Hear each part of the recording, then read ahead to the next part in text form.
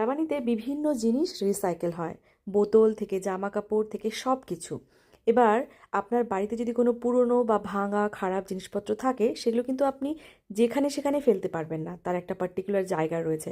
আর আপনি যদি এর অন্যথা করেন তাহলে কিন্তু আপনাকে অনেক ভরপাই করতে হবে, মানে ফাইন দিতে হবে। এবং সেই ফাইনের অঙ্কটা কিন্তু একেবারেই কম নয়, অনেক অনেক লক্ষ টাকা। পুরনো জামাকাপড় ফেলার জন্য কিন্তু নির্দিষ্ট জায়গা রয়েছে, শহরে বিভিন্ন প্রান্তে রাখা থাকে এরকম গুমটি একটা বক্স, যার মধ্যে কিন্তু আপনি আপনার পুরনো জামাকাপড় ফেলতে পারেন। জামাকাপড় ফেলার কিন্তু অবশ্যই একটা নিয়ম রয়েছে।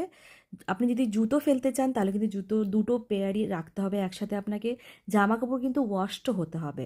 নোংরা জামাকাপড় গন্ধ ছাড়ছে সেরকম জামাকাপড় কিন্তু এখানে ফেলা যাবে না। তো মামামের ছোটোবেলার অনেক জামাকাপড় আমাকে ফেলে দিতে হচ্ছে। মানে ইচ্ছে ছিল আমি এগুলো ইন্ডিয়া নিয়ে যাব, তারপর আমাদের প্রতিবেশী বা আমার আত্মীয় স্বজনের অনেকে ছোটো বাচ্চা রয়েছে তাদেরকে দেবো, কিন্তু সেটা আর হলো না। এত জামা কাপড় রয়েছে আর বাচ্চারা তো হুট করেই বড় হয়ে যায়, সেই জন্য আমাকে ফেলে দিতে হলো কিছুটা। তুমি তো কচাকে ওঠাও, কচা উঠাবে। ওঠা। এই উপরে উপরে মাথায় লাগবে, মাথায় লাগবে। Be careful. Oh it's done.